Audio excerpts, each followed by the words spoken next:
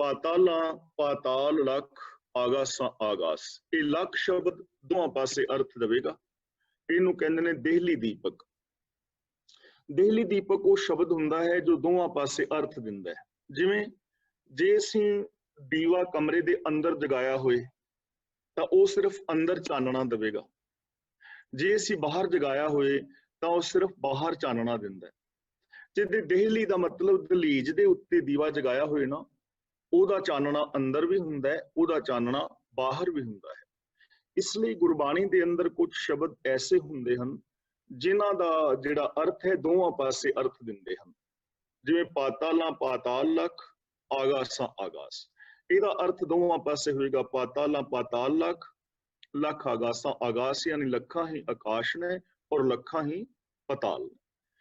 हुण ये पाताला शब्द जो पहला है, असल दे अंदर शब्द है पाताल।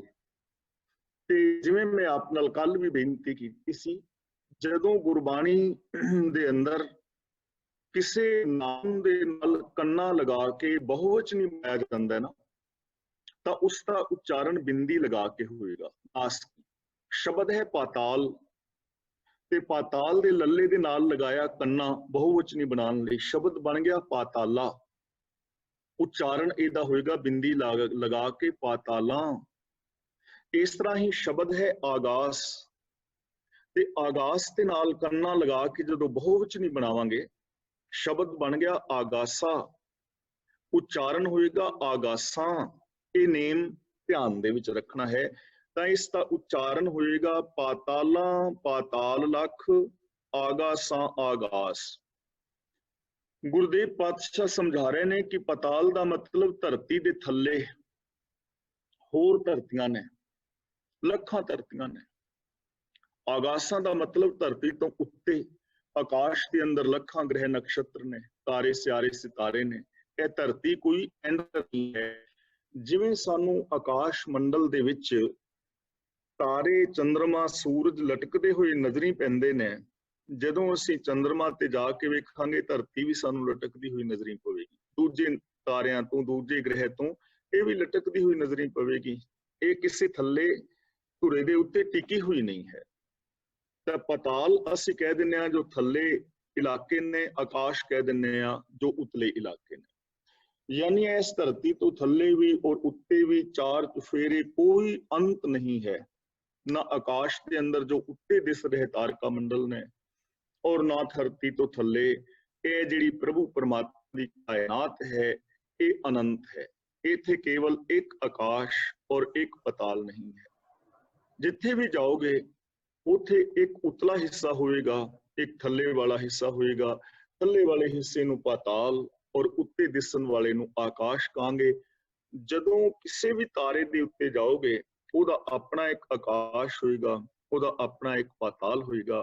तो गुरु पातशाह जी सानू समझा रहे हैं कि ये धरती अनंत है, अनंत है, लखां ने आकाश और पाताल। ओड़क ओड़क भाल थके, ओड़क दा मतलब अंत, भाल दा मतलब लब लब के, थके दा मतलब थक गए। इत्थे भाल दे लल्ले नाल सिहारी है ना, इहदा अर्थ बन गया भाल के, तप के। ओड़क ओड़क भाल थके वेद कहन एक बात। एक बात का मतलब इक्को गल, सांझी सुर विच। वो भी ये गल कह रहे हैं कि ये संसार का अंत नहीं है। वेदां शास्त्रां नूं लिखण वाले भी वेखते रहे तां वेद भी, वेद शास्त्रां नूं जानन वाले भी ये कह रहे हैं कि लखां आकाश पताल ने, इन्हां दा अंत लभ लभ के हार गए ने लेकिन लभे नहीं। ਇਹਦਾ अंत ਲੱਭਿਆ नहीं जा सकता। ਅਸੀਂ ਇਹ नहीं कह सकते कि इथों ये सृष्टि शुरू होंदी है और इस जगह ते जाके ये सृष्टि खत्म हो जाती। सहस 18 कहन कतेबां। कतेबां का मतलब जो सामी मत के धर्म ग्रंथ ने, कुरान है, अंजील है, तौरेत है, बाइबल है। सहस 18 का मतलब 18,000 आलम। वो कहते हैं कि 18,000 आलम ने, पर असुलु इकतात। हुण असुलु इकतात इनू एक तां असीं असुलू नहीं पढ़ना। असुलू दा मतलब है कि जो इस संसार दे अंदर असल दे अंदर जो चीज है ना वो की है, असलू का मतलब है मुड। एक धात का मतलब एक अकाल पुरख, असलू का मतलब है मुड। एक धात का मतलब एक रब। इन्हां सारियां दा जो मुड है वो रब है। कोई 18,000 आलम कहंदा है, कोई लखां कहंदा है, पर गुरु पातशाह जी कहंदे ने इहदा अंत नहीं है। ਅਸੀਂ ਇਹ ਕਹਿ ਸਕਦੇ ਹਾਂ ਅਸੂਲੂ ਦਾ ਮਤਲਬ ਮੁੱਢ, ਇੱਕ ਧਾਤ ਦਾ ਮਤਲਬ ਇੱਕੋ ਰੱਬ ਹੈ। ਇਹਨਾਂ ਸਾਰਿਆਂ ਦਾ ਮੁੱਢ ਇੱਕ ਰੱਬ ਹੈ, ਇੱਕ ਤੋਂ ਇਹ ਸਾਰੇ ਪੈਦਾ ਹੋਏ ਨੇ। ਗੁਰਦੇਵ ਪਾਤਸ਼ਾਹ ਜੀ ਨੇ ਪਾਵਨ ਬਾਣੀ ਦੇ ਅੰਦਰ ਸ਼ੁਰੂ ਵਿੱਚ ਮੰਗਲਾਚਰਨ, ਜਾਂ ਜਿਸ ਨੂੰ ਅਸੀਂ ਮੂਲ ਮੰਤਰ ਵੀ ਕਹਿੰਦੇ ਹਾਂ, ਮੂਲ ਮੰਤਰ ਵਿੱਚ ਗੁਰਦੇਵ ਨੇ ਬਚਨ ਕੀਤਾ ਹੈ ਇੱਕ ਓੰਕਾਰ। ਇੱਕ ਓੰਕਾਰ ਦਾ ਭਾਵ ਹੀ ਇਹ ਹੈ ਕਿ ਇੱਕ ਸਰਬ ਵਿਆਪਕ ਪਰਮ ਸੱਤਿਆ, ਜਿਸ ਰਾਹੀਂ ਸੰਸਾਰ ਦੀ ਉਤਪत्ति, ਲੈਤਾ, ਪਾਲਣਾ ਔਰ ਸੰਚਾਲਨ ਹੁੰਦਾ ਹੈ, ਉਹ ਇੱਕ ਹੈ ਔਰ ਉਹ ਇੱਕ ਹੀ ਫੈਲਿਆ ਹੋਇਆ ਹੈ। ਅਵਿਗਤ ਤੋਂ ਨਿਰਮਾਇਲ ਉਪਜੈ, ਨਿਰਗੁਣ ਤੇ ਸਰਗੁਣ ਥੀਆ। ਉਹ ਇੱਕ ਨਿਰਗੁਣ ਤੋਂ ਸਰਗੁਣ ਹੋ ਗਿਆ ਹੈ, ਵੱਖਰਾ ਨਹੀਂ ਹੈ। ਉਹ ਇੱਕ ਹੀ ਸੰਸਾਰ ਰੂਪ ਹੋ ਗਿਆ ਹੈ, रचना रूप हो गया है। रचना के अंदर आप ही समाया हुआ है, रचना तो बाहर नहीं है। तो गुरु पातशाह जी कहते हैं ना सारियां दा जो असला है, मुढ़ है, मूल है, वो एक है। तो जे चीज साडी समझ विच आ जाए कि सब दा मुढ़ एक है, मेरा मुढ़ भी एक है, तुहाडा भी एक है, हिंदू मुसलमानां दा भी एक है, तो फिर साडे बखेड़े खत्म हो जाते। जदों अव्वल अल्लाह नूर उपाया, कुदरत के सब बंदे एक नूर ते सब जग उपजया, कौन भले को मंदे। फिर मंदा कौन ते चंगा कौन। जदों एक पिता एकस के हम बारिक, जे चीज साडी समझ विच बह जाए ना और इस चीज नूं असीं अपना लवीए और उस एक सिस्टम नूं अपना लवीए, तां साडीआं धार्मिक और राजनीतिक, समाजिक सारियां समस्यावां हल हो जांदियां।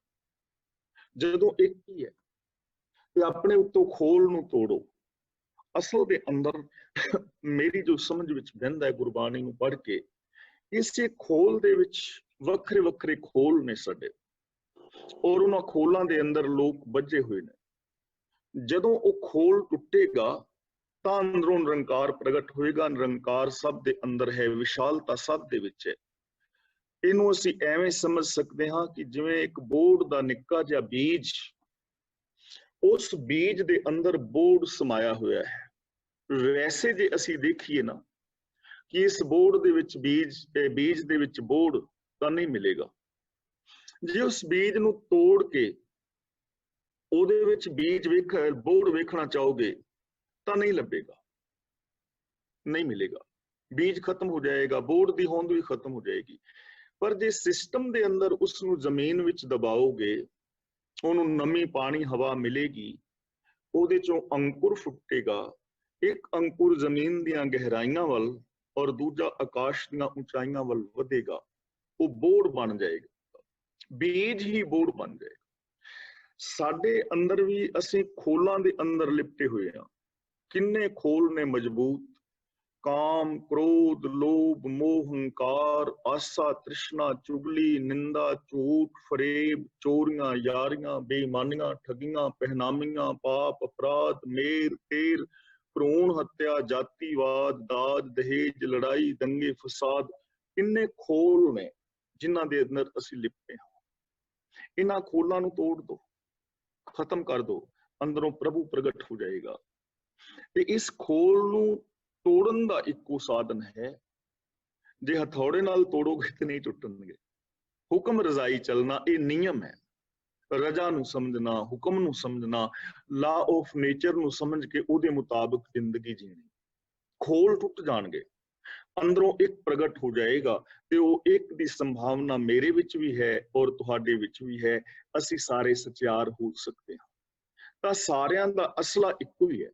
ਇਹਨੂੰ ਅਸੂਲੂ ਨਹੀਂ ਪੜਨਾ, ਇਹਨੂੰ ਅਸੂ ਲੂ ਵੀ ਨਹੀਂ ਪੜਨਾ, ਲੇਕਿਨ ਛੋਟਾ ਜਿਹਾ ਥੋੜਾ ਜਿਹਾ ਔਂਕੜ ਦੀ ਆਵਾਜ਼ ਦੇਣੀ ਹੈ। ਅਸੂ ਲੂ ਔਂਕੜ ਦੀ ਥੋੜੀ ਜਿਹੀ ਆਵਾਜ਼ ਆਏਗੀ। ਲੇਖਾ ਹੋਏ ਤਾਂ ਲਿਖੀਐ, ਲੇਖੇ ਹੋਏ ਵਿਨਾਸ਼। ਹੁਣ ਗੁਰੂ ਜੀ ਕਹਿੰਦੇ ਨੇ ਨਾ ਤਾਂ 18,000 ਆਲਮ ਹੀ ਨੇ ਔਰ ਨਾ ਅਸੀਂ ਲੱਖਾਂ ਆਕਾਸ਼ ਪਤਾਲ ਹੀ ਕਹਿ ਸਕਦੇ ਹਾਂ, ਕਿਉਂਕਿ ਲੱਖਾਂ ਦੇ ਵਿੱਚ ਵੀ ਗਿਣਤੀ ਰਹਿ ਜਾਏਗੀ ਨਾ, ਲੱਖਾਂ ਕਿੰਨੇ ਲੱਖ। ਪਰ ਗੁਰੂ ਪਾਤਸ਼ਾਹ ਜੀ ਕਹਿੰਦੇ ਨੇ ਲੇਖਾ ਹੋਏ ਤਾਂ ਲਿਖੀਐ। ਲੱਖਾਂ ਤਾਂ ਕਹਿ ਸਕਦੇ ਹਾਂ ਜੇ ਲੇਖਾ ਹੋ ਸਕਦਾ ਹੋਵੇ ਕਿ ਇੰਨੇ ਲੱਖ ਇਸ ਧਰਤੀ ਤੇ ਤਾਰੇ ਨੇ, ਇੰਨੇ ਲੱਖ ਸੂਰਜ ਨੇ, ਜਾਂ ਇੰਨੇ ਲੱਖ ਆਕਾਸ਼ ਗੰਗਾਵਾਂ ਨੇ। ਜੇ ਤਾਂ ਇਹਦਾ ਲੇਖਾ ਜੋਖਾ ਹੋ ਸਕਦਾ ਹੋਏ ਫਿਰ ਤਾਂ ਲੱਖਾਂ ਕਰੋੜਾਂ ਵਿੱਚ ਲਿਖੀਏ, ਪਰ ਇਹਦਾ ਲੇਖਾ ਨਹੀਂ ਹੋ ਸਕਦਾ, ਗਿਣਤੀ ਮਿਣਤੀ ਨਹੀਂ ਹੋ ਸਕਦੀ। ਲੇਖੇ ਹੋਏ ਵਿਨਾਸ਼, ਲੇਖੇ ਦਾ ਹੀ ਵਿਨਾਸ਼ ਹੋ ਜਾਏਗਾ, ਖਤਮ ਹੋ ਜਾਏਗਾ ਲੇਖਾ। ਯਾਨੀ ਤੁਹਾਡੇ ਹਿੰਸੇ ਮੁੱਕ ਜਾਣਗੇ, ਅੰਕ ਮੁੱਕ ਜਾਣਗੇ। ਕਿੰਨੇ ਅੰਕ ਲਿਖੋਗੇ? ਲੇਖੇ ਹੋਏ ਵਿਨਾਸ਼ ਦਾ ਮਤਲਬ ਤੁਹਾਡੇ ਲੇਖੇ ਦਾ ਨਾਸ਼ ਹੋ ਜਾਣਾ ਹੈ, ਭਾਵ ਲੇਖੇ ਦਾ ਐਂਡ ਹੋ ਜਾਣਾ ਹੈ। ਤੁਹਾਡੇ ਹਿੰਸੇ ਮੁੱਕ ਜਾਣਗੇ, ਗਿਣਤੀ ਦੇ ਅੱਖਰ ਮੁੱਕ ਜਾਣਗੇ। ਤੇ ਇਸ ਲਈ ਉਹ ਅਨੰਤ ਹੈ ਇਹ ਰਚਨਾ। ਹੁਣ ਅਗਲਾ ਬਚਨ ਕਰਦੇ ਨੇ ਨਾਨਕ ਵੱਡਾ ਆਖੀਐ, ਕਿ ਇਹ ਨਾਨਕ ਉਹਨੂੰ ਵੱਡਾ ਆਖਣਾ ਚਾਹੀਦਾ ਹੈ, ਉਹਨੂੰ ਵੱਡਾ ਲੋਕ ਆਖਦੇ ਨੇ। ਵੱਡਾ ਆਖੀਏ ਦਾ ਮਤਲਬ ਆਖਿਆ ਜਾਂਦਾ ਹੈ ਕਿ ਉਹ ਵੱਡਾ ਹੈ, ਔਰ ਵਾਸਤਵ ਦੇ ਵਿੱਚ ਵੱਡਾ ਹੈ। ਪਰ ਗੁਰੂ ਜੀ ਕਹਿੰਦੇ ਨੇ ਆਪੇ ਜਾਣੈ ਆਪ, ਉਹ ਆਪਣੇ ਆਪ ਨੂੰ ਆਪ ਜਾਣਦਾ ਹੈ ਕਿ ਕਿੱਡਾ ਵੱਡਾ ਹੈ। ਮੈਂ ਨਹੀਂ ਕਹਿ ਸਕਦਾ ਕਿ ਉਹ ਏਡਾ ਵੱਡਾ ਹੈ, ਤੁਸੀਂ ਨਹੀਂ ਕਹਿ ਸਕਦੇ ਕਿ ਉਹ ਏਡਾ ਵੱਡਾ ਹੈ, ਕਿਉਂਕਿ ਉਹਦੇ ਆਦ ਅੰਤ ਨੂੰ ਜਾਣਿਆ ਨਹੀਂ ਨਾ। ਪਤਾ ਹੋਈ ਕਿ ਇੱਥੇ ਉਹਦੇ ਪੈਰ ਨੇ, ਇੱਥੇ ਉਹਦਾ ਸਿਰ ਹੈ, ਨਾਪ ਲੈ ਲਈਏ, ਐਵੇਂ ਤਾਂ ਨਾਪ ਲਿਆ ਨਹੀਂ ਨਾ ਉਹਦਾ ਕਿਸੇ ਨੇ। ਇਸ ਕਾਇਨਾਤ ਨੂੰ ਨਾਪਿਆ ਨਹੀਂ ਨਾ ਜਾ ਸਕਦਾ। ਤਾਂ ਗੁਰੂ ਪਾਤਸ਼ਾਹ ਜੀ ਕਹਿੰਦੇ ਨੇ ਉਹ ਆਪਣੇ ਆਪ ਨੂੰ ਆਪ ਹੀ ਜਾਣਦਾ ਹੈ। ਭਾਵ ਕਹਿਣ ਦਾ ਕਿ ਉਸ ਪ੍ਰਭੂ ਦੀ ਰਚਨਾ ਦਾ ਅੰਤ ਨਹੀਂ ਪਾਇਆ ਜਾ ਸਕਦਾ, ਤੇ ਉਹ ਇੱਕ ਸਾਡੇ ਸਾਰਿਆਂ ਦੇ ਅੰਦਰ ਸਮਾਇਆ ਹੋਇਆ ਹੈ, ਮਹਾਨ ਹੈ, ਵੱਡਾ ਹੈ। ਹੁਣ ਇੱਥੋਂ ਸਾਨੂੰ ਜ਼ਿੰਦਗੀ ਵਾਸਤੇ ਕੀ ਮਿਲਦਾ ਹੈ? ਦੇਖੋ, ਸਾਨੂੰ ਇੱਕ ਬਹੁਤ ਵੱਡੀ ਵਿਸ਼ਾਲ ਸੋਚ ਮਿਲ ਰਹੀ ਹੈ, ਅਗਾਂਹ ਵਧਣ ਦੀ, ਵਿਕਾਸ ਕਰਨ ਦੀ। ਇੱਕ ਤੇ ਐਸਾ ਅੰਤ ਨਹੀਂ ਹੈ, ਧਰਤੀਆਂ ਦਾ, ਆਕਾਸ਼ਾਂ ਦਾ, ਇਹਨਾਂ ਚੀਜ਼ਾਂ ਦਾ ਅੰਤ ਨਹੀਂ ਹੈ। ਤਾਂ ਜਿਹੜੇ ਵਿਗਿਆਨਿਕ ਵੀਰ ਇਹਨਾਂ ਖੋਜਾਂ ਦੇ ਅੰਦਰ ਲੱਗੇ ਹੋਏ ਨੇ, ਇੱਥੇ ਉਹਨਾਂ ਵਾਸਤੇ ਅਨੰਤ ਸੰਭਾਵਨਾ ਹੈ। ਉਹਨਾਂ ਦੀਆਂ ਖੋਜਾਂ ਕਦੇ ਖਤਮ ਨਹੀਂ ਹੋਣਗੀਆਂ, ਅਨੰਤ ਸੰਭਾਵਨਾ ਹੈ। ਜਿੰਨਾ ਮਰਜ਼ੀ ਖੋਜਾਂ ਕਰੀ ਜਾਣ, ਵਿਸ਼ਾਲ ਤੋਂ ਵਿਸ਼ਾਲ ਖੋਜਾਂ ਦੀ ਸੰਭਾਵਨਾ ਹੈ। ਅੱਜ ਤੱਕ ਹੋਈਆਂ ਨੇ, ਅੱਗੋਂ ਹੁੰਦੀਆਂ ਰਹਿਣਗੀਆਂ। ਪਹਿਲੀ ਗੱਲ। ਦੂਜੀ ਗੱਲ ਕਿ ਉਹਦੇ ਗੁਣਾਂ ਦਾ ਅੰਤ ਕੋਈ ਨਹੀਂ। ਤਾਂ ਇਹਦਾ ਮਤਲਬ ਕਿ ਸਾਡੇ ਅੰਦਰ ਅਨੰਤ ਗੁਣਾਂ ਦੀ ਸੰਭਾਵਨਾ ਹੈ। ਅਸੀਂ ਹਰ ਰੋਜ਼ ਆਪਣੀ ਸ਼ਖਸੀਅਤ ਦੇ ਅੰਦਰ ਨਵਾਂ ਵਿਕਾਸ ਕਰ ਸਕਦੇ ਹਾਂ, ਕਿਉਂਕਿ ਉਹ ਅਨੰਤ ਗੁਣਾਂ ਦਾ ਮਾਲਕ ਸਾਡੇ ਅੰਦਰ ਬੈਠਾ ਹੈ ਨਾ। ਇਹ ਨਹੀਂ ਕਿ ਸਾਡੇ ਅੰਦਰ ਕੇਵਲ ਸੱਚ ਬੋਲਣ ਦੇ ਗੁਣ ਹੈ, ਦਇਆ ਬੋਲਣ ਦਾ ਗੁਣ ਹੈ, ਜਾਂ ਇੰਨੇ ਗੁਣ ਨੇ, ਇਸ ਤੋਂ ਅੱਗੇ ਅਸੀਂ ਕੁਝ ਨਹੀਂ ਕਰ ਸਕਦੇ। ਐਸਾ ਨਹੀਂ ਹੈ, ਕਿਉਂਕਿ ਅਨੰਤ ਹੈ ਨਾ।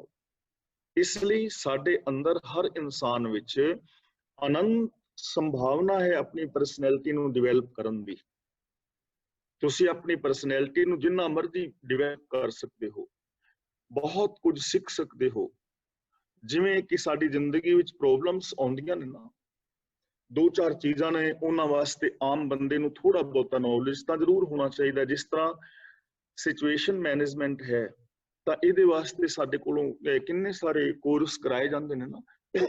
ਸਿਚੁਏਸ਼ਨ ਮੈਨੇਜਮੈਂਟ ਦਾ ਕੋਰਸ ਕਰਨ ਵਾਸਤੇ ਹੀ ਤੁਹਾਨੂੰ ਲੱਖਾਂ ਰੁਪਏ ਦੇਣੇ ਪੈ ਸਕਦੇ ਨੇ। ਜਿਵੇਂ ਸਟ੍ਰੈਸ ਮੈਨੇਜਮੈਂਟ ਹੈ, ਸਟ੍ਰੈਸ ਨੂੰ ਮੈਨੇਜ ਕਿਵੇਂ ਕਰਨਾ ਹੈ, ਇਹਦੇ ਵਾਸਤੇ ਵੱਖਰੇ ਕੋਰਸ ਕਰਾਏ ਜਾਂਦੇ ਨੇ। ਟਾਈਮ ਮੈਨੇਜਮੈਂਟ ਹੈ, ਟਾਈਮ ਨੂੰ ਅਸੀਂ ਕਿਵੇਂ ਮੈਨੇਜ ਕਰਨਾ ਹੈ। ਪੀਪਲ ਮੈਨੇਜਮੈਂਟ ਹੈ, ਅਸੀਂ ਲੋਕਾਂ ਨੂੰ ਕਿਵੇਂ ਮੈਨੇਜ ਕਰਨਾ ਹੈ।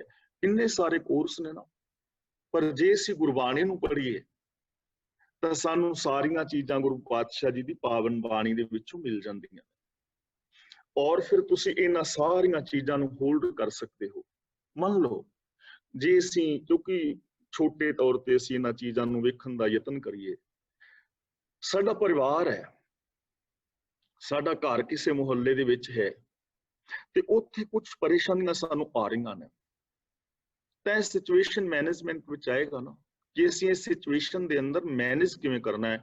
ਅਸੀਂ ਇੱਥੋਂ ਘਰ ਵੇਚ ਕੇ ਦੂਜੀ ਜਗ੍ਹਾ ਜਾ ਨਹੀਂ ਸਕਦੇ, ਸਾਡੇ ਕੋਲ ਗੁੰਜਾਇਸ਼ ਨਹੀਂ, ਅਸੀਂ ਵੱਡਾ ਘਰ ਲੈ ਨਹੀਂ ਸਕਦੇ, ਇਸ ਮੁਹੱਲੇ ਵਿੱਚ ਹਾਲੇ ਸਾਨੂੰ ਕੁਝ ਸਮਾਂ ਰਹਿਣਾ ਪੈਣਾ ਹੈ ਤੇ ਅਸੀਂ ਇੱਥੇ ਪਰੇਸ਼ਾਨ ਹਾਂ, ਤਾਂ ਇਹ ਸਿਚੁਏਸ਼ਨ ਮੈਨੇਜ ਕਰਨਾ ਆਉਣਾ ਚਾਹੀਦਾ ਨਾ।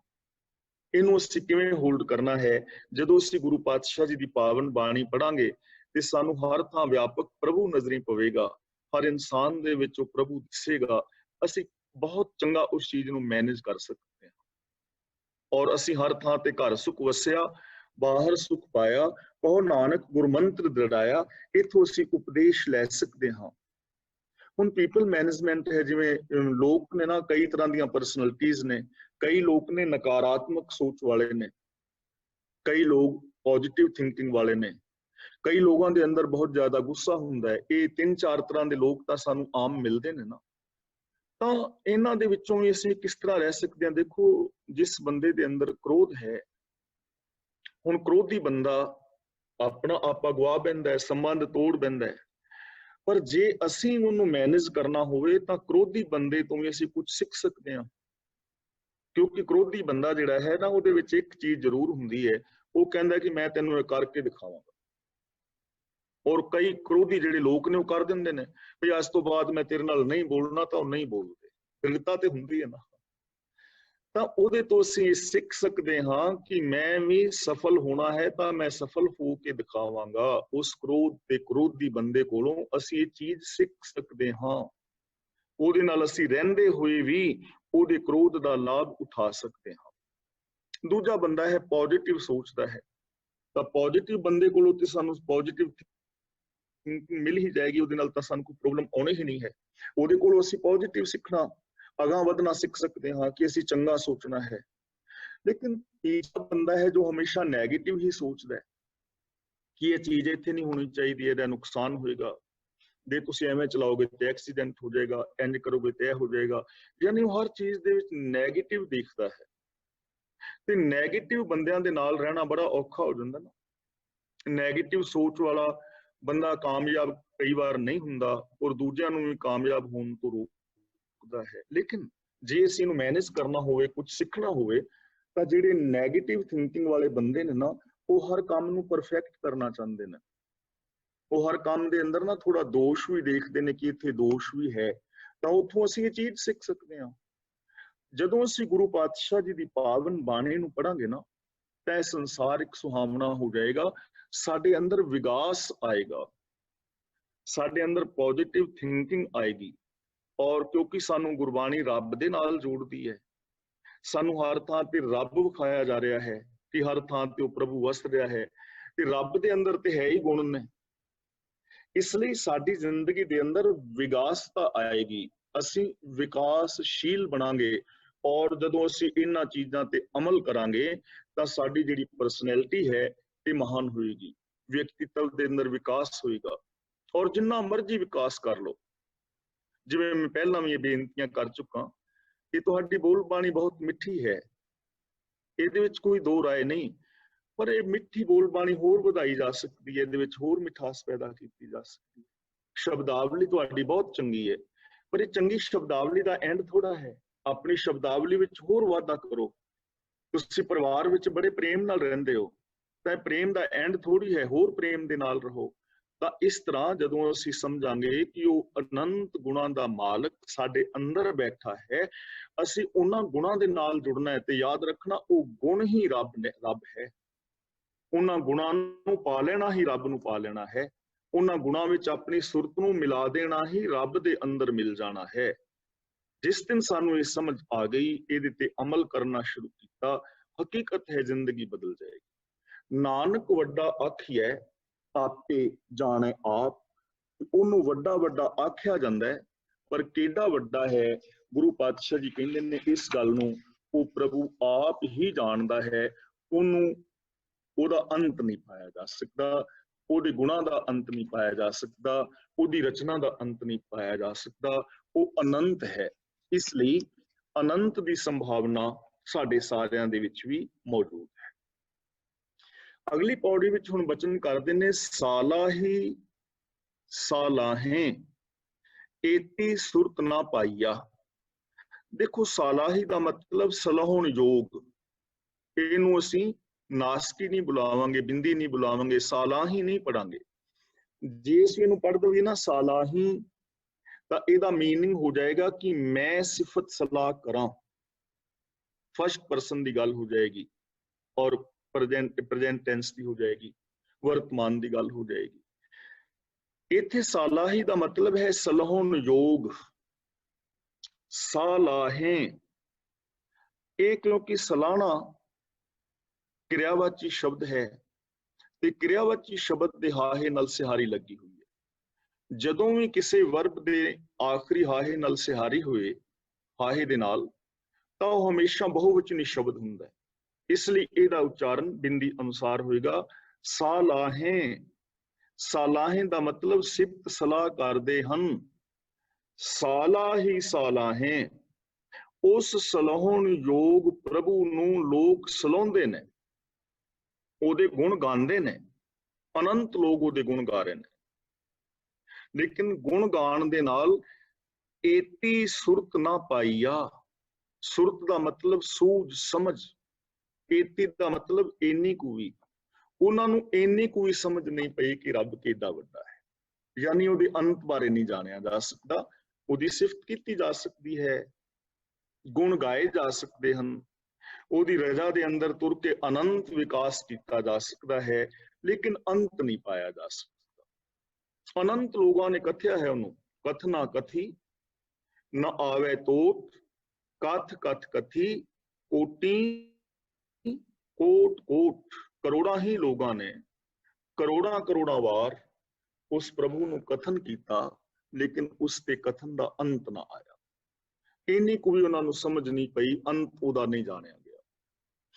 ਹੁਣ ਸਵਾਲ ਪੈਦਾ ਹੁੰਦਾ ਹੈ ਕਿ ਜੇ ਉਹਦੀ ਸਮਝ ਹੀ ਨਹੀਂ ਮੁਕੰਮਲ ਤੌਰ ਤੇ ਪੈਣੀ ਤੇ ਸਿਫਤ ਸਲਾਹ ਕਰਨ ਦੀ ਲੋੜ ਕੀ ਹੈ? ਪਹਿਲੀ ਗੱਲ। ਦੂਜੀ ਇਹ ਹੈ ਕਿ ਉਹਦੇ ਗੁਣ ਗਾਣ ਦਾ ਸਾਨੂੰ ਲਾਭ ਕੀ ਹੋਏਗਾ? ਜੇ ਮੈਂ ਵੀ, ਤੁਸੀਂ ਵੀ, ਸੰਸਾਰ ਦੇ ਹੋਰ ਲੋਕ ਵੀ ਉਸ ਪ੍ਰਭੂ ਦੇ ਗੁਣ ਗਾਣ, ਤਾਂ ਉਹਦਾ ਲਾਭ ਕੀ ਹੋਏਗਾ? ਗੁਰੂ ਜੀ ਸਾਨੂੰ ਇੱਕ ਮਿਸਾਲ ਰਾਹੀਂ ਸਮਝਾ ਰਹੇ ਨੇ। ਕਹਿੰਦੇ ਹਨ, ਨਦੀਆਂ ਅਤੇ ਵਾਹ ਪਵਹਿ ਸਮੁੰਦ ਨਾ ਜਾਣੀਏ। ਨਦੀਆਂ ਇੱਥੇ ਬਹੁਵਚਨੀ ਹੈ, ਇਸ ਲਈ ਬਿੰਦੀ ਲਗਾਵਾਂਗੇ। ਵਾਹ ਸ਼ਬਦ ਬਹੁਵਚਨੀ ਹੈ, ਜੇ ਵਾਹ ਦੇ ਹਾਹੇ ਥੱਲੇ ਔਂਕੜ ਹੁੰਦਾ ਤਾਂ ਇੱਕ ਵਚਨੀ ਸ਼ਬਦ ਹੋ ਸਕਦਾ ਸੀ। ਪਵਹਿ ਸ਼ਬਦ ਬਹੁਵਚਨੀ ਹੈ, ਜੋ ਕਿ ਪੈਣਾ ਕਿਰਿਆਵਾਚੀ ਸ਼ਬਦ ਹੈ, ਤੇ ਕਿਰਿਆਵਾਚੀ ਸ਼ਬਦ ਦੇ ਅਖੀਰਲੇ ਹਾਹੇ ਨਾਲ ਸਿਹਾਰੀ ਹੋਏ ਤਾਂ ਉਹ ਬਹੁਵਚਨੀ ਸ਼ਬਦ ਹੁੰਦੇ ਨੇ, ਉਹਦਾ ਉਚਾਰਨ ਬਿੰਦੀ ਸਹਿਤ ਹੋਏਗਾ। ਨਦੀਆਂ ਅਤੇ ਵਾਹ ਪਵੇਂ, ਨਦੀਆਂ ਅਤੇ ਵਾਹ ਇੱਥੇ ਵਿਸਰਾਮ ਲਗਾਵਾਂਗੇ, ਸੌਰੀ, ਨਦੀਆਂ ਅਤੇ ਵਾਹ ਇੱਥੇ ਵਿਸਰਾਮ ਲਗਾਵਾਂਗੇ। ਪਵੇਂ ਸਮੁੰਦ ਇੱਥੇ ਵਿਸਰਾਮ ਲਗਾਵਾਂਗੇ, ਨਾ ਜਾਣੀਏ। ਇਹਨੂੰ ਤਿੰਨਾਂ ਹਿੱਸਿਆਂ ਵਿੱਚ ਪੜਾਂਗੇ, ਨਦੀਆਂ ਅਤੇ ਵਾਹ ਪਵੇਂ ਸਮੁੰਦ ਨਾ ਜਾਣੀਏ। ਜੇ ਸਮੁੰਦ ਦੇ ਦੱਦੇ ਥੱਲੇ ਔਂਕੜ ਹੁੰਦਾ ਫਿਰ ਇੱਕ ਸਮੁੰਦਰ ਦੀ ਗੱਲ ਹੋਣੀ ਸੀ। ਸਮੁੰਦ ਦਾ ਦੱਦਾ ਮੁਕਤਾ ਹੁੰਦਾ, ਬਹੁਵਚਨੀ ਸ਼ਬਦ ਹੋਣਾ ਸੀ। ਪਰ ਇੱਥੇ ਸਮੁੰਦ ਦੇ ਦੱਦੇ ਨਾਲ ਸਿਹਾਰੀ ਹੈ, ਜਿਸ ਦਾ ਮਤਲਬ ਸਮੁੰਦਰ ਵਿੱਚ। ਇਹਦਾ ਮੀਨਿੰਗ ਹੋ ਗਿਆ ਸਮੁੰਦਰ ਵਿੱਚ। ਨਦੀਆਂ ਅਤੇ ਵਾਹ, ਵਾਹ ਦਾ ਮਤਲਬ ਨਾਲੇ, ਦਰਿਆ। ਨਦੀਆਂ ਅਤੇ ਨਾਲੇ ਜਿਹੜੇ ਨੇ ਦਰਿਆ ਆਦਿਕ ਨੇ। ਪਵੇਂ ਸਮੁੰਦ, ਸਮੁੰਦਰ ਵਿੱਚ ਪੈਂਦੇ ਹਨ, ਨਾ ਜਾਣੀਏ। ਪਰ ਪਹਿਲੀ ਗੱਲ, ਉਹ ਸਮੁੰਦਰ ਦਾ ਅੰਤ ਨਹੀਂ ਜਾਣਦੇ, ਤੇ ਦੂਜੀ ਗੱਲ ਇਹ ਹੈ ਕਿ ਜਦੋਂ ਉਹ ਸਮੁੰਦਰ ਵਿੱਚ ਪੈ ਜਾਂਦੇ ਨੇ ਨਾ, ਤਾਂ ਫਿਰ ਉਹਨਾਂ ਨੂੰ ਵੱਖਰਿਆ ਨਹੀਂ ਸਮਝਿਆ ਜਾ ਸਕਦਾ। ਕਿੰਨੇ ਦਰਿਆ ਸਮੁੰਦਰ ਵਿੱਚ ਗਿਰ ਰਹੇ ਨੇ, ਤੇ ਸਮੁੰਦਰ ਦਾ ਪਾਣੀ ਚੁੱਕ ਕੇ ਕੋਈ ਕਹਿ ਸਕਦਾ ਹੈ ਕਿ ਇਹ ਗੰਗਾ ਦਾ ਪਾਣੀ ਹੈ, ਜਮਨਾ ਦਾ ਹੈ, ਰਾਵੀ ਦਾ ਹੈ, ਸਤਲੁਜ ਦਾ ਹੈ, ਬਿਆਸ ਦਾ ਹੈ, ਜਾਂ ਕਿਸੇ ਹੋਰ ਦਰਿਆ ਦਾ ਪਾਣੀ? ਸਾਰੇ ਇੱਕ ਹੋ ਜਾਂਦੇ ਨੇ ਨਾ, ਉਹਨਾਂ ਨੂੰ ਵੱਖਰਿਆਂ ਵੱਖਰਿਆਂ ਨਹੀਂ ਜਾਣਿਆ ਜਾਂਦਾ। ਤਾਂ ਰੱਬ ਦੀ ਸਿਫਤ ਸਲਾਹ ਕਰਨ ਦਾ ਲਾਭ ਇਹ ਹੁੰਦਾ ਹੈ ਕਿ ਜੋ ਰੱਬ ਦੀ ਸਿਫਤ ਸਲਾਹ ਕਰਦਾ ਹੈ ਨਾ, ਉਹ ਰੱਬ ਦੇ ਵਿੱਚ ਮਿਲ ਜਾਂਦਾ ਹੈ, ਰੱਬ ਵਰਗਾ ਹੋ ਜਾਂਦਾ ਹੈ। ਪਰ ਰੱਬ ਦੇ ਅੰਤ ਨੂੰ ਨਹੀਂ ਜਾਣ ਸਕਦਾ, ਫਿਰ ਵੀ ਨਹੀਂ ਜਾਣ ਸਕਦਾ, ਕਿਉਂਕਿ ਹੁਣ ਵੱਖਰਾ ਰਿਹਾ ਨਹੀਂ।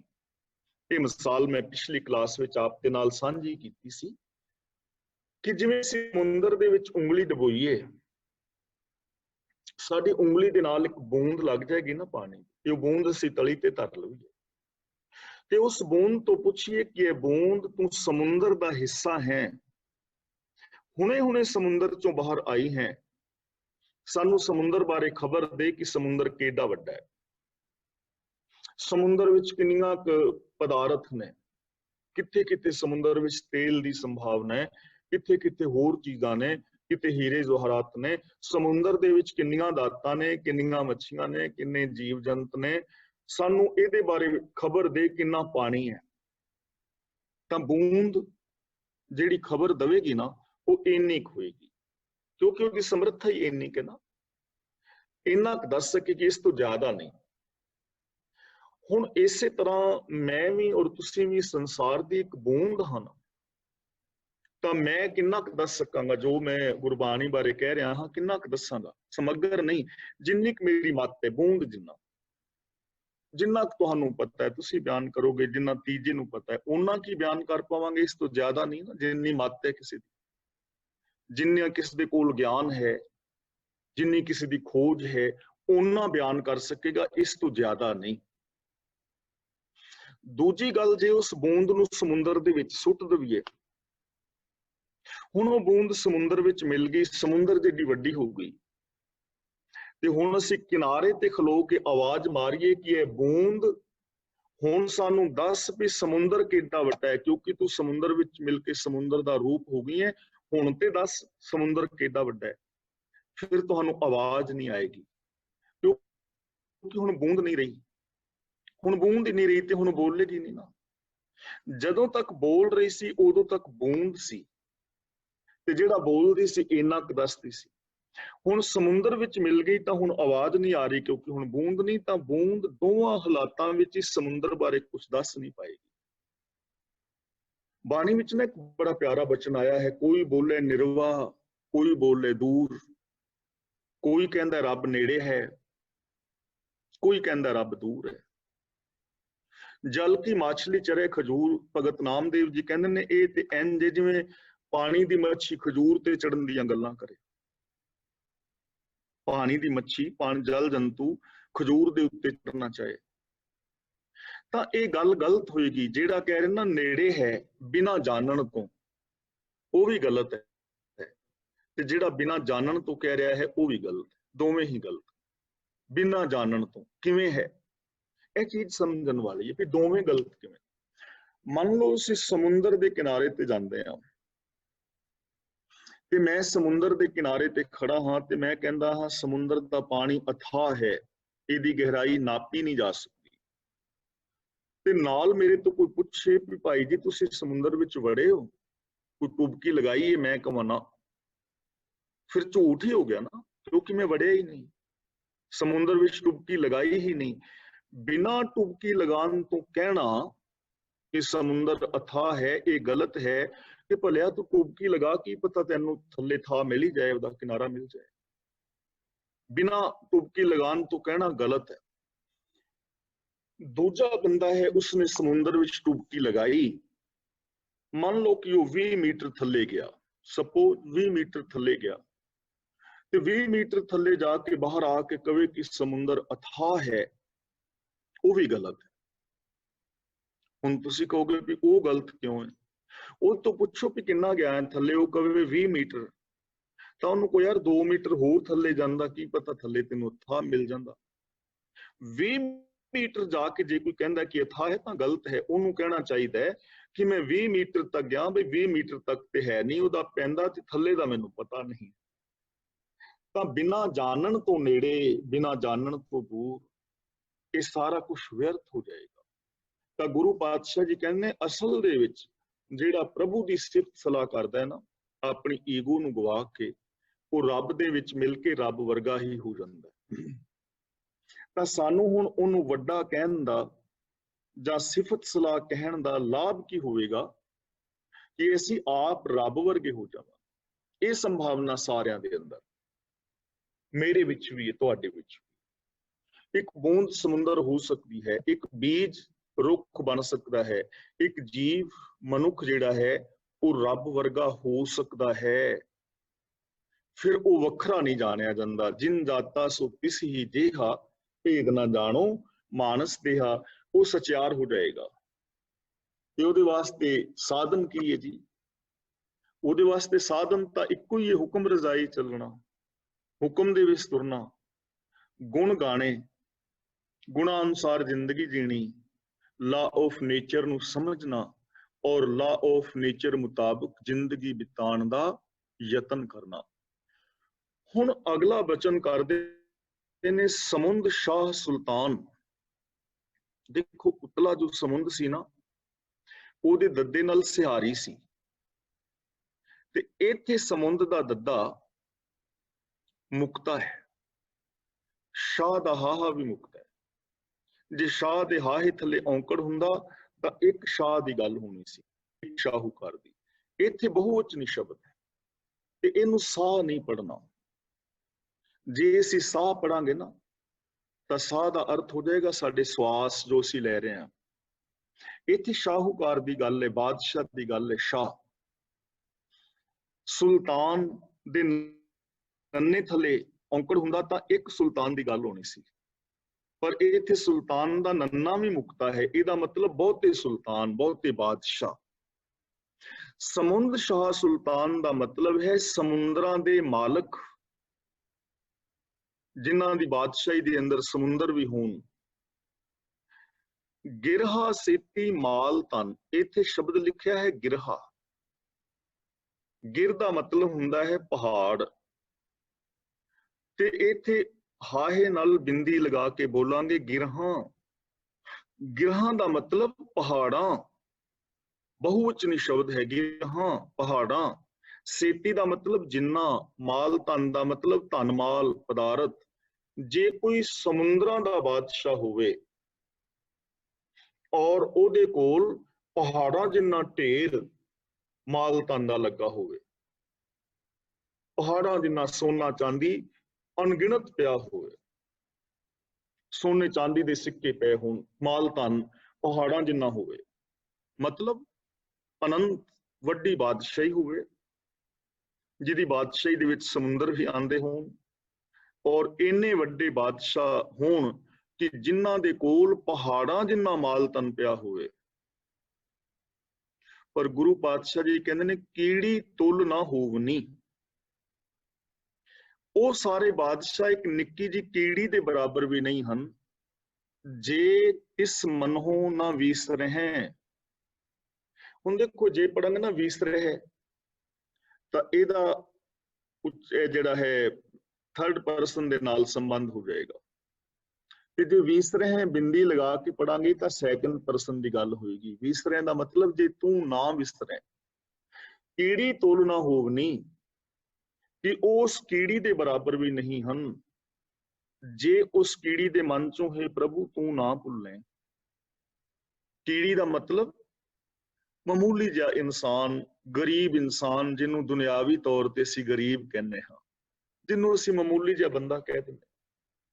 ਜੇ ਉਹਦੇ ਮਨ ਚੋਂ ਤੂੰ ਨਹੀਂ ਵਿਸਰਦਾ, ਜੇ ਉਹ ਤੇਰੇ ਲਾ ਆਫ ਨੇਚਰ ਮੁਤਾਬਕ ਜ਼ਿੰਦਗੀ ਜੀ ਰਿਹਾ ਹੈ, ਜੇ ਉਸ ਦੀ ਮਾਨਸਿਕਤਾ ਦੇ ਅੰਦਰ ਸ਼ੁਭ ਗੁਣ ਨੇ, ਜੇ ਉਸ ਦਾ ਆਚਰਨ ਬੜਾ ਉੱਚਾ ਹੈ, ਜਿਸ ਦੇ ਅੰਦਰ ਪਰ ਉਪਕਾਰ ਦੀ ਭਾਵਨਾ ਹੈ, ਜੋ ਹਰ ਇੱਕ ਦੇ ਨਾਲ ਰੱਬ ਵਰਗਾ ਪਿਆਰ ਔਰ ਸਤਿਕਾਰ ਕਰਦਾ ਹੈ, ਜੇ ਉਸ ਮਨੁੱਖ ਦੀ ਜ਼ਿੰਦਗੀ ਐਸੀ ਹੈ ਤਾਂ ਉਹਦੀ ਬਰਾਬਰੀ ਵੱਡੇ ਵੱਡੇ ਬਾਦਸ਼ਾਹ ਵੀ ਨਹੀਂ ਕਰ ਸਕਦੇ, ਜਿਨ੍ਹਾਂ ਦਾ ਸਮੁੰਦਰਾਂ ਤੱਕ ਬਾਦਸ਼ਾਹੀ ਹੈ, ਜਿਨ੍ਹਾਂ ਦੇ ਕੋਲ ਪਹਾੜਾਂ ਜਿੰਨਾ ਮਾਲ ਔਰ ਧਨ ਹੈ।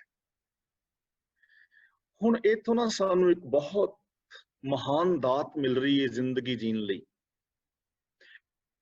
ਕਿ ਦੁਨੀਆ ਦੇ ਅੰਦਰ ਸੁਖੀ ਔਰ ਸ਼ਾਂਤ ਹੋਣ ਲਈ, ਮਹਾਨ ਹੋਣ ਵਾਸਤੇ ਕੇਵਲ ਪੈਸਾ ਹੀ ਜ਼ਰੂਰੀ ਨਹੀਂ ਹੈ। ਮੇਰਾ ਕਹਿਣ ਦਾ ਕਦਾਚਿਤ ਇਹ ਭਾਵ ਨਹੀਂ ਕਿ ਪੈਸਾ ਨਹੀਂ ਚਾਹੀਦਾ। ਪੈਸਾ ਹਰ ਬੰਦੇ ਨੂੰ ਚਾਹੀਦਾ, ਮੈਨੂੰ ਵੀ ਚਾਹੀਦਾ, ਤੁਹਾਨੂੰ ਵੀ ਚਾਹੀਦਾ। ਪੈਸੇ ਤੋਂ ਬਿਨਾ ਮਨੁੱਖ ਦੀ ਇਹ ਜ਼ਿੰਦਗੀ ਚੱਲ ਨਹੀਂ ਸਕਦੀ। ਜਿਹੜੇ ਕਹਿੰਦੇ ਨੇ ਨਾ ਪੈਸੇ ਦਾ ਤਿਆਗ ਕਰੋ ਜਾਂ ਅਸੀਂ ਮਾਇਆ ਦੇ ਤਿਆਗੀ ਹਾਂ, ਉਹ ਸਭ ਝੂਠ ਹੈ, ਫਰੇਬ ਹੈ। ਮਾਇਆ ਤੋਂ ਬਿਨਾ, ਪੈਸੇ ਤੋਂ ਬਿਨਾ ਕੰਮ ਜਿਹੜਾ ਚੱਲਦਾ ਨਹੀਂ। ਗੁਰਦੇਵ ਨੇ ਪਾਵਨ ਬਾਣੀ ਵਿੱਚ ਬੜੇ ਪਿਆਰੇ ਬਚਨ ਕਹੇ ਨੇ, ਕਹਿਣ ਲੱਗੇ ਗ੍ਰਹਿ ਸ਼ੋਭਾ ਜਾ ਕੇ ਰੇ ਨਾ ਹੈ, ਜਿਸ ਦੇ ਘਰ ਵਿੱਚ ਮਾਇਆ ਨਹੀਂ, ਪੈਸਾ ਨਹੀਂ। ਆਵਤ ਪਹੀਆ ਖੁਦ ਹੀ ਜਾਹੇ, ਉਹਦੇ ਘਰ ਵਿੱਚ ਜੇ ਕੋਈ ਮਹਿਮਾਨ ਮੁਸਾਫਿਰ ਆਉਂਦਾ ਹੈ ਤਾਂ ਉਹ ਭੁੱਖਾ ਜਾਏਗਾ। ਦੇਖੋ ਮੰਨ ਲਓ ਤੁਸੀਂ ਮੇਰੇ ਘਰ ਵਿੱਚ ਆਉਂਦੇ ਹੋ ਮਿਲਣ ਵਾਸਤੇ, ਤਾਂ ਤੁਹਾਨੂੰ ਪੈਸਾ ਚਾਹੀਦਾ ਹੈ। ਜੇ ਆਪਣੀ ਕਾਰ ਤੇ ਆਓਗੇ ਤਾਂ ਵੀ ਪੈਟਰੋਲ ਪਾਉਣਾ ਪੈਣਾ ਹੈ, ਜੇ ਬੱਸ ਗੱਡੀ ਤੇ ਆਓਗੇ ਤਾਂ ਕਿਰਾਇਆ ਦੇਣਾ ਪੈਣਾ ਹੈ। ਪੈਸਾ ਚਾਹੀਦਾ ਨਾ ਮਿਲਣ ਵਰਤਣ ਵਾਸਤੇ। ਤੇ ਜੇ ਮੇਰੇ ਘਰ ਵਿੱਚ ਤੁਸੀਂ ਆਓਗੇ ਤਾਂ ਤੁਹਾਡੇ ਨਾਲ ਮਿਲ ਵਰਤਣ ਵਾਸਤੇ ਮੇਰੇ ਕੋਲ ਵੀ ਪੈਸਾ ਚਾਹੀਦਾ ਹੈ। ਜੇ ਜ਼ਿਆਦਾ ਨਹੀਂ ਤੇ ਚਾਹ ਦਾ ਕੱਪ ਤੇ ਪਿਆਣਾ ਚਾਹੀਦਾ ਨਾ, ਨਾਲ ਕੋਈ 2 ਬਿਸਕੁਟ। ਚਲੋ ਜੇ ਨਾ ਵੀ ਚਾਹ ਬਿਸਕੁਟ, ਗ੍ਰੀਨ ਟੀ ਵੀ ਦੇਵਾਂ ਤਾਂ ਗ੍ਰੀਨ ਟੀ ਦੇਣ ਦੇ 2-3 ਫਾਇਦੇ ਹੋ ਜਾਂਦੇ ਨੇ, ਥੋੜਾ ਚਲੋ ਹਾਸਾ ਵੀ ਹੋ ਜਾਏਗਾ। ਗ੍ਰੀਨ ਟੀ ਦੇਣ ਨਾਲ ਇੱਕ ਤੇ ਖੰਡ ਬਚ ਜਾਂਦੀ ਹੈ, ਗ੍ਰੀਨ ਟੀ ਦੇ ਨਾਲ ਇੱਕ ਬਿਸਕਿਟ ਨਹੀਂ ਦੇਣੇ ਪੈਂਦੇ। ਤੇ ਜਿਹੜੇ ਮਹਿਮਾਨ ਨੂੰ ਗ੍ਰੀਨ ਟੀ ਦੇ ਦੋ, ਅਗਲੀ ਵਾਰ ਕਈ ਵਾਰੀ ਉਹ ਆਉਂਦਾ ਵੀ ਨਹੀਂ ਵੀ ਚੱਲ ਕੀ ਜਾਣਾ, ਪਰ ਗ੍ਰੀਨ ਟੀ ਦੇਣ ਲਈ ਵੀ ਪੈਸੇ ਤੇ ਚਾਹੀਦੇ ਨੇ। ਜੇ ਚਾਹ ਵੀ ਨਾ ਤੁਹਾਨੂੰ ਮਿਲੀ, ਪ੍ਰਸ਼ਾਦਾ ਵੀ ਨਾ ਮਿਲਿਆ, ਫਿਰ ਕੀ ਹੋਏਗਾ? ਗ੍ਰਹਿ ਸ਼ੋਭਾ ਜਾ ਕੇ ਰਹਿ ਨਾ ਹੈ। ਗੁਰੂ ਜੀ ਕਹਿੰਦੇ ਨੇ ਜਿਹਦੇ ਘਰ ਵਿੱਚ ਧਨ ਨਹੀਂ, ਆਵਤ ਪਹੀਆ ਖੂਦੇ ਜਾਹੇ। ਜਿਹੜਾ ਉਹਦੇ ਘਰ ਮਹਿਮਾਨ ਆਏਗਾ ਉਹਨੂੰ ਭੁੱਖੇ ਜਾਣਾ ਪਏਗਾ, ਕਿਉਂਕਿ ਉਹਦੇ ਕੋਲ ਵਿਚਾਰੇ ਕੋਲ ਹੈ ਨਹੀਂ ਲੰਗਰ ਪ੍ਰਸ਼ਾਦ।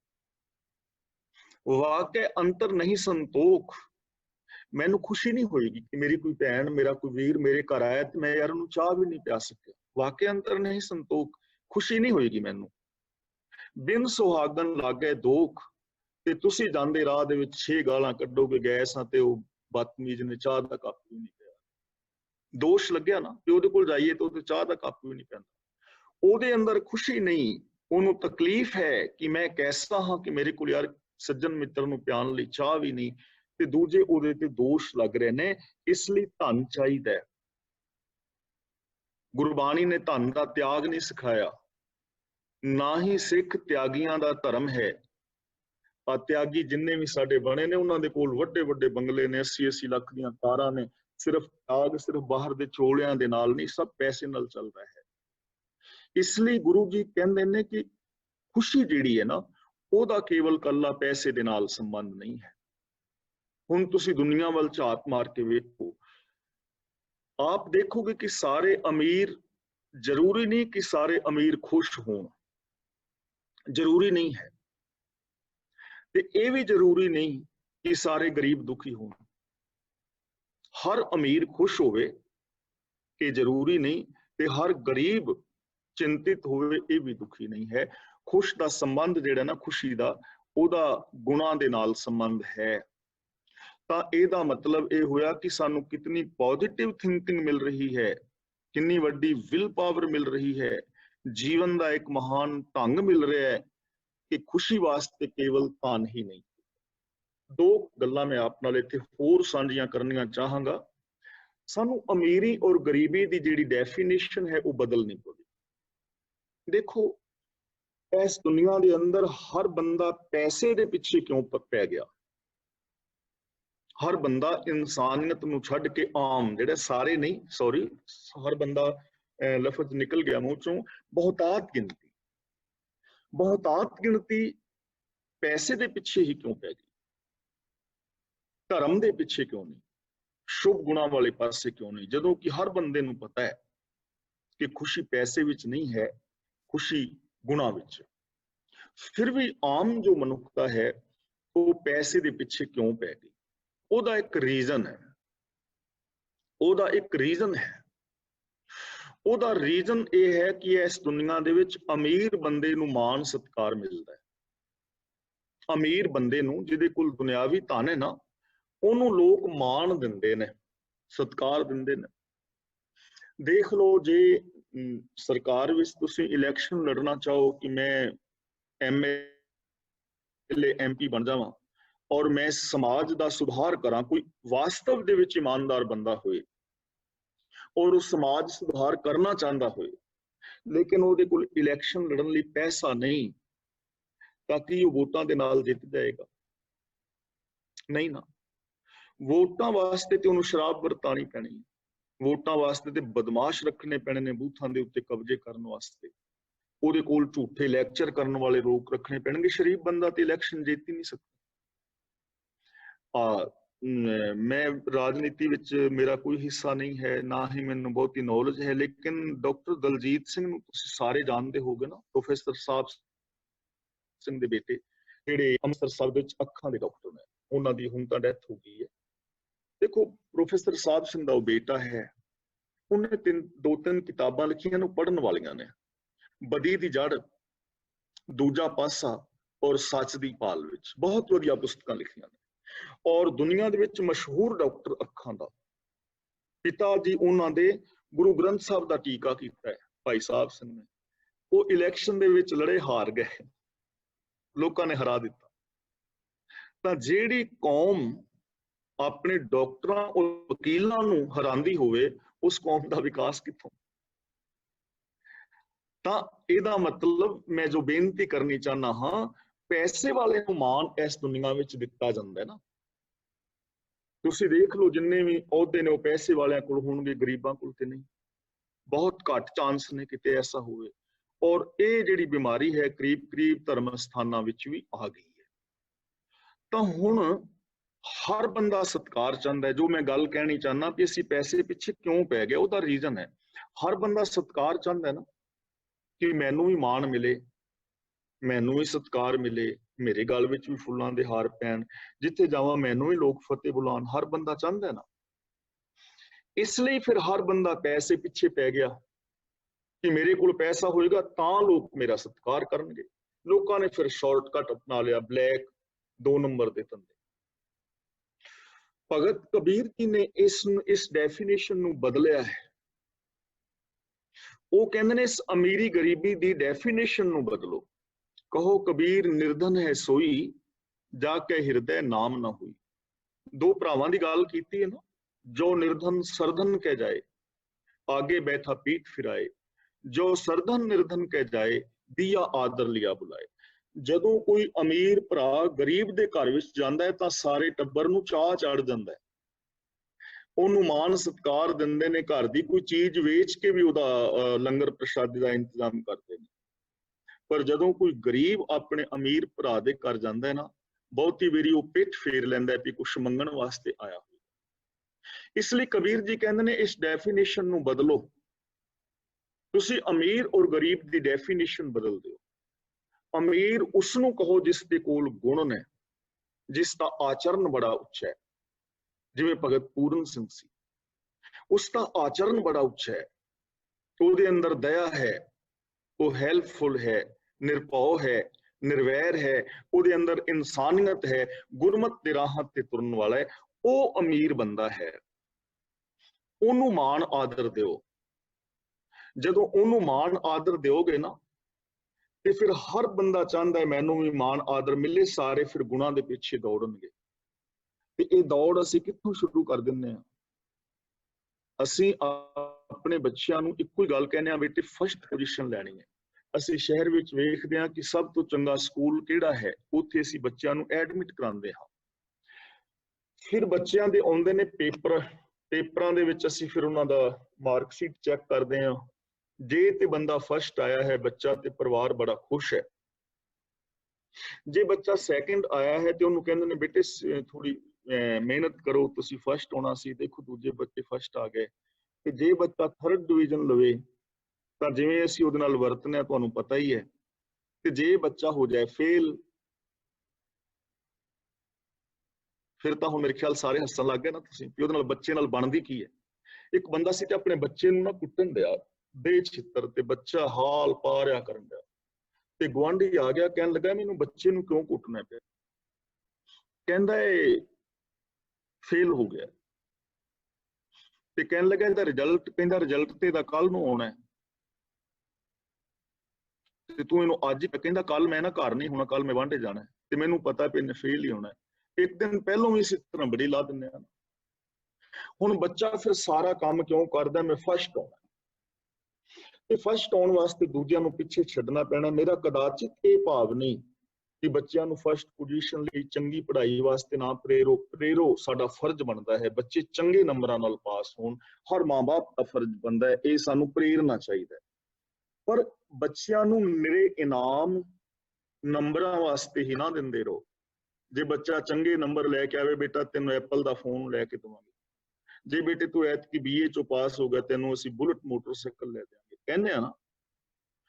ਤੁਸੀਂ ਬੱਚਿਆਂ ਵਾਸਤੇ ਪੁੱਛੋ ਕਿ ਬੇਟੇ ਅੱਜ ਕੋਈ ਚੰਗਾ ਕੰਮ ਕੀਤਾ, ਤੇ ਬੱਚਾ ਕਹੇ ਨਾ ਹਾਂ ਡੈਡੀ ਅੱਜ ਨਾ ਇੱਕ ਬੇਬੇ ਲੰਘਦੀ ਸੀ ਵੀ ਸੜਕ ਤੋਂ, ਤੇ ਉਹਦੇ ਕੋਲ ਨਾ 2 ਥੈਲੇ ਸਨ, ਉਹ ਤੋਂ ਲੰਘਿਆ ਨਹੀਂ ਸੀ ਜਾ ਰਿਹਾ, ਤੇ ਮੈਂ ਬੇਬੇ ਦਾ ਨਾ ਥੈਲਾ ਫੜ ਕੇ ਸੜਕ ਤੋਂ ਉਹਨੂੰ ਪਾਰ ਕਰਾਇਆ, ਬੇਬੇ ਨੇ ਮੈਨੂੰ ਪਿਆਰ ਵੀ ਦਿੱਤਾ ਤੇ ਬਹੁਤ ਅਸ਼ੀਸ਼ਾਂ ਵੀ ਦਿੱਤੀਆਂ, ਤੇ ਬੱਚੇ ਨੂੰ 10 ਰੁਪਏ ਦਿਓ, ਲੈ ਬੇਟਾ ਤੇਰਾ ਇਨਾਮ, ਅੱਜ ਤੋਂ ਚੰਗਾ ਕੰਮ ਕਰ। ਪੜ੍ਹਾਈ ਵਾਸਤੇ ਤੁਸੀਂ ਪ੍ਰੇਰ ਹੀ ਰਹੇ ਹੋ। ਅਗਲੇ ਦਿਨ ਬੱਚੇ ਤੋਂ ਪੁੱਛੋ ਬੇਟਾ ਅੱਜ ਕੋਈ ਕੰਮ ਚੰਗਾ ਕੀਤਾ, ਹਾਂ ਡੈਡੀ ਅੱਜ ਨਾ ਇੱਕ ਬਾਪੂ ਦਾ ਬਟੂਆ ਡਿੱਗ ਗਿਆ ਸੀ, ਤੇ ਉਹਦੇ ਬਟੂਏ ਨੂੰ ਮੈਂ ਚੁੱਕਿਆ ਤੇ ਮੈਂ ਭੱਜ ਕੇ ਬਾਪੂ ਨੂੰ ਦਿੱਤਾ, ਤੇ ਬਾਪੂ ਨੇ ਮੈਨੂੰ ਬੜਾ ਪਿਆਰ ਕੀਤਾ, ਨਾਲ 10 ਰੁਪਏ ਦਿੱਤੇ, ਪਰ ਮੈਂ ਲੈ ਨਹੀਂ। ਬੇਟੇ ਨੂੰ ਫਿਰ ਇਨਾਮ ਦਿਓ, ਬੇਟਾ ਆ ਲੈ ਫੜ ਤੇਰਾ ਇਨਾਮ। ਜਦੋਂ ਉਹ ਬਜ਼ੁਰਗਾਂ ਨੂੰ ਸੜਕਾਂ ਤੋਂ ਪਾਰ ਲੰਘਾਉਣਾ ਸਿੱਖੇਗਾ ਨਾ, ਇਨਾਮ ਮਿਲੇਗਾ, ਉਹਦੇ ਅੰਦਰ ਉਤਸ਼ਾਹ ਹੋਏਗਾ ਕਿ ਚੰਗੇ ਕੰਮ ਕੀਤਿਆਂ ਵੀ ਇਨਾਮ ਮਿਲਦਾ ਹੈ। ਤੇ ਜਦੋਂ ਤੁਸੀਂ ਬਜ਼ੁਰਗ ਹੋ ਜਾਓਗੇ ਨਾ, ਫਿਰ ਤੁਹਾਡੀ ਬਾਹ ਫੜ ਕੇ ਵੀ ਤੋਰੇਗਾ, ਫਿਰ ਤੁਹਾਡੇ ਪੈਸੇ ਡਿੱਗੇ ਵੀ ਤੁਹਾਨੂੰ ਫੜਾਏਗਾ। ਤੇ ਜਦੋਂ ਹੁਣ ਅਸੀਂ ਤਾਂ ਇਸ ਪਾਸੇ ਧਿਆਨ ਨਹੀਂ ਨਾ ਦਿੱਤਾ, ਫਿਰ ਅਸੀਂ ਕਹਿੰਦੇ ਆ ਵੀ ਸਾਡੇ ਬੱਚੇ ਤੇ ਮੰਨਦੇ ਨਹੀਂ। ਭਾਈ ਜੀ ਬੜੇ ਬੱਚੇ ਨੇ ਅੱਜ ਕੱਲ੍ਹ ਦੇ ਬੱਚੇ ਮੰਨਦੇ ਨੇ ਕਿਤੇ, ਤੇ ਬੱਚਿਆਂ ਨੇ ਨਾ ਮੰਨਣ ਦੀਆਂ ਆਦਤਾਂ ਕਿੱਥੋਂ ਸਿੱਖੀਆਂ ਨੇ? ਬਾਹਰੋਂ ਨਹੀਂ, ਤੁਹਾਡੇ ਤੋਂ ਸਿੱਖੀਆਂ ਨੇ। ਤੁਹਾਡੇ ਬੱਚਿਆਂ ਨੇ, ਮੇਰੇ ਬੱਚਿਆਂ ਨੇ ਮੇਰੇ ਤੋਂ ਸਿੱਖੀਆਂ ਨੇ। ਕਿਵੇਂ? ਤੁਸੀਂ ਸਾਰੇ ਗੁਰੂ ਗ੍ਰੰਥ ਸਾਹਿਬ ਦੀ ਗੱਲ ਮੰਨਦੇ ਹੋ? ਏਕ ਪਿਤਾ ਏਕਸ ਕੇ ਹਮ ਬਾਰਿਕ, ਅਸੀਂ ਕਹਿੰਦੇ ਆ ਨਾ ਤੂੰ ਮੇਰਾ ਪਿਤਾ ਤੂੰ ਹੈ ਮੇਰਾ ਮਾਤਾ। ਗੁਰੂ ਜੀ ਰੋਜ਼ ਕਹਿੰਦੇ ਨੇ ਝੂਠਾ ਮਦ ਮੂਲ ਨਾ ਪੀਛੇ, ਕਿ ਸਾਰੇ ਸਿੱਖਾਂ ਨੇ ਨਸ਼ੇ ਪੀਣੇ ਛੱਡ ਦਿੱਤੇ। ਗੁਰੂ ਜੀ ਰੋਜ਼ ਕਹਿੰਦੇ ਨੇ ਹਰ ਪ੍ਰਮ ਮੇਰੇ ਬਾਬਲਾ ਹਰ ਦੇਵੋ ਦਾਨ ਮੈਂ ਦਾਜੋ, ਤੇ ਤੁਸੀਂ ਦਾਜ ਲੈਣੇ ਛੱਡ ਦਿੱਤੇ ਨੇ। ਗੁਰੂ ਜੀ ਹਰ ਰੋਜ਼ ਸਾਨੂੰ ਕਹਿ ਰਹੇ ਨੇ ਫੱਕੜ ਜਾਤੀ ਫੱਕੜ ਨਾਉ, ਤੇ ਕੀ ਤੁਸੀਂ ਜਾਤੀਵਾਦ ਛੱਡ ਦਿੱਤਾ ਹੈ? ਬੱਚੇ ਵੇਖਦੇ ਨੇ ਕਿ ਇਹ ਆਪਣੇ ਪਿਓ ਦੀ ਗੱਲ ਨਹੀਂ ਮੰਨਦੇ। ਬੱਚਿਆਂ ਦੇ ਮਨ ਵਿੱਚ ਇਹ ਫਿਰ ਜਾਂਦੀ ਕਿ ਪਿਓ ਸਿਰਫ ਕਲਪਣ ਵਾਸਤੇ ਹੁੰਦਾ ਹੈ, ਪਿਓ ਦੀ ਗੱਲ ਮੰਨਣੀ ਥੋੜਾ ਹੁੰਦੀ ਹੈ। ਮੇਰੇ ਮਾਂ ਪਿਓ ਨੇ ਨਹੀਂ ਮੰਨੀ, ਮੈਂ ਆਪਣੇ ਮਾਂ ਪਿਓ ਦੀ ਕਿਉਂ ਮੰਨਾਂ? ਜੇ ਅਸੀਂ ਆਪਣੇ ਪਿਓ ਦੀ ਗੱਲ ਮੰਨੀ ਹੁੰਦੀ ਨਾ, ਗੁਰੂ ਗ੍ਰੰਥ ਸਾਹਿਬ ਦੀ, ਸਾਡੇ ਬੱਚਿਆਂ ਨੇ ਵੀ ਸਾਡੀ ਮੰਨਣੀ ਸੀ। ਇੱਕ ਗੱਲ ਯਾਦ ਰੱਖਣਾ, ਜੈਸਾ ਵਿਹਾਰ ਤੁਸੀਂ ਆਪਣੇ ਬਜ਼ੁਰਗਾਂ ਦੇ ਨਾਲ ਕਰ ਰਹੇ ਹੋ ਨਾ, ਮੈਂ ਨੌਜਵਾਨ ਬੱਚਿਆਂ ਨੂੰ ਕਹਿਣਾ ਹੁੰਦਾ ਕਿ ਜੈਸਾ ਤੁਸੀਂ ਵਿਹਾਰ ਆਪਣੇ ਬੱਚਿਆਂ ਨਾਲ ਕਰ ਰਹੇ ਹੋ, ਕੁੜੀਓ ਜਿਵੇਂ ਤੁਸੀਂ ਆਪਣੀਆਂ ਵਿਹਾਰ ਸੱਸਾਂ ਦੇ ਨਾਲ ਕਰ ਰਹੀਆਂ ਹੋ, ਜਿਵੇਂ ਪੁੱਤਰ ਆਪਣੇ ਮਾਪਿਆਂ ਨਾਲ ਵਿਹਾਰ ਕਰ ਰਹੇ ਨੇ, ਤੁਸੀਂ ਇੱਕ ਕਿਤਾਬ ਲਿਖ ਰਹੇ ਹੋ। ਇਹ ਕਿਤਾਬ ਤੁਹਾਨੂੰ ਤੁਹਾਡੇ ਬੱਚੇ ਪੜ੍ਹ ਕੇ ਸੁਣਾਉਣਗੇ। ਇਸ ਲਈ ਇਧਰ ਧਿਆਨ ਦੇਣ ਦੀ ਲੋੜ ਹੈ। ਤਾਂ ਗੁਰੂ ਜੀ ਕਹਿੰਦੇ ਨੇ ਕੀੜੀ ਤੁਲਨਾ ਹੋਵਨੀ ਜੇ ਤਿਸ ਮਨੁ ਨਾ ਵਿਸਤਰੇ। ਜੇ ਅਸੀਂ ਇਸ ਪਾਸੇ ਥੋੜਾ ਜਿਹਾ ਧਿਆਨ ਦਈਏ, ਜਿਹੜੀਆਂ ਮੋਰਲਸ ਨੇ ਉਹਨਾਂ ਨੂੰ ਅਸੀਂ ਆਪ ਅਪਣਾਈਏ, ਬੱਚਿਆਂ ਨੂੰ ਸਿਖਾਈਏ, ਔਰ ਬੱਚੇ ਸਾਡੇ ਤੋਂ ਸਿੱਖਣ, ਕਿਉਂਕਿ ਉਹਨਾਂ ਸਾਡੀ ਨਕਲ ਕਰਨੀ ਹੈ। ਜਦੋਂ ਕੋਈ ਸਾਡੇ ਘਰ ਮਿਲਣ ਆਉਂਦਾ ਨਾ, ਤੇ ਅਸੀਂ ਆਪਣੇ ਬੱਚੇ ਨੂੰ ਕਹਿੰਦੇ ਆ ਜਾ ਬੇਟਾ ਕਹਿ ਵੀ ਅੰਕਲ ਮੇਰਾ ਡੈਡੀ ਘਰ ਨਹੀਂ ਹੈ, ਤੇ ਉਹ ਜਾ ਕੇ ਕਹਿ ਦਿੰਦਾ ਕਿ ਮੇਰਾ ਡੈਡੀ ਘਰ ਨਹੀਂ। ਤੇ ਫਿਰ ਬੱਚਾ ਸੋਚਦਾ ਯਾਰ ਡੈਡੀ ਘਰ ਹੈ ਤੇ ਇਹ ਅੰਕਲ ਨੂੰ ਕਹਿ ਰਿਹਾ ਵੀ ਡੈਡੀ ਘਰ ਨਹੀਂ ਹੈ, ਐਵੇਂ ਕੰਮ ਚੱਲ ਸਕਦਾ ਹੈ? ਇੰਜ ਕਹਿਣ ਨਾਲ ਬੱਚਾ ਸੋਚਦਾ ਯਾਰ ਕੰਮ ਤੇ ਚੱਲ ਗਿਆ, ਉਹਨੇ ਅੰਕਲ ਨੇ ਆਉਣਾ ਸੀ ਕਹਿ ਦਿੱਤਾ ਵੀ ਨਹੀਂ, ਕੰਮ ਤੇ ਚੱਲ ਗਿਆ। ਤੇ ਉਹ ਫਿਰ ਬੱਚਾ ਵੀ ਆਪਣਾ ਕੰਮ ਚਲਾਉਣ ਲੱਗ ਜਾਂਦਾ ਹੈ, ਜਾਂਦਾ ਹੈ ਫਿਲਮ ਵੇਖਣ, ਤੇ ਡੈਡੀ ਨੂੰ ਆਣ ਕੇ ਕਹਿੰਦਾ ਮੈਂ ਸਕੂਲ ਗਿਆ ਸਾਂ, ਚਲਾ ਲਿਆ ਨਾ ਉਹਨੇ ਆਪਣਾ ਕੰਮ। ਇਸ ਲਈ ਬੱਚਿਆਂ ਨੇ ਸਾਡੀ ਨਕਲ ਕਰਨੀ ਹੈ, ਸਾਨੂੰ ਰੋਲ ਮਾਡਲ ਬਣਨਾ ਪਵੇਗਾ। ਇਹ ਚੀਜ਼ਾਂ ਸਾਨੂੰ ਇਸ ਪਾਵਨ ਬਾਣੀ ਚੋਂ ਮਿਲ ਰਹੀਆਂ ਨੇ। ਕੀੜੀ ਤੁਲਨਾ ਹੋਵਨੀ ਜੇ ਤਿਸ ਮਨੁ ਨਾ ਵਿਸਤਰੈ। ਦੇਖੋ ਕਿੰਨੇ ਵੱਡੇ ਲੋਕ ਜਿਨ੍ਹਾਂ ਦੀ ਬਾਦਸ਼ਾਹੀ ਦੇ ਵਿੱਚ ਸਮੁੰਦਰ ਵੀ ਹੋਣ, ਜਿਨ੍ਹਾਂ ਦੇ ਕੋਲ ਪਹਾੜਾਂ ਜਿੰਨਾ ਮਾਲ ਤਨ ਹੋਵੇ, ਗੁਰੂ ਜੀ ਕਹਿੰਦੇ ਹਨ ਅਸਲ ਦੇ ਅੰਦਰ ਜਿਸ ਮਨੁੱਖ ਦੇ ਅੰਦਰੋਂ ਸੱਚ ਨਹੀਂ ਨਾ ਭੁੱਲਦਾ, ਜਿਸ ਦਾ ਆਚਰਨ ਉੱਚਾ ਹੈ, ਜੋ ਹੁਕਮ ਰਜ਼ਾਈ ਚੱਲ ਰਿਹਾ ਹੈ, ਬੇਸ਼ੱਕ ਉਹ ਮਾਮੂਲੀ ਜਿਹਾ ਇਨਸਾਨ ਹੋਵੇ, ਉਹਨਾਂ ਬਾਦਸ਼ਾਹਾਂ ਦੇ ਨਾਲੋਂ ਮਹਾਨ ਹੈ। ਸਾਨੂੰ ਇਹ ਸੋਚ ਬਣਾਉਣੀ ਪਵੇਗੀ। ਜਿਸ ਦਿਨ ਸਾਡੀ ਇਹ ਸੋਚ ਬਣ ਗਈ, ਉਸ ਦਿਨ ਆਨੰਦ ਮੰਗਲ ਬਣ ਜਾਣਗੇ ਜ਼ਿੰਦਗੀ ਵਿੱਚ। ਧਨ ਤੇ ਸਾਡਾ ਸਾਡੇ ਕੋਲ ਹੀ ਰਹਿਣਾ ਹੈ। ਇਮਾਨਦਾਰੀ ਦੇ ਨਾਲ ਕਮਾਵਾਂਗੇ ਸਾਰੇ, ਜਦੋਂ ਇਮਾਨਦਾਰੀ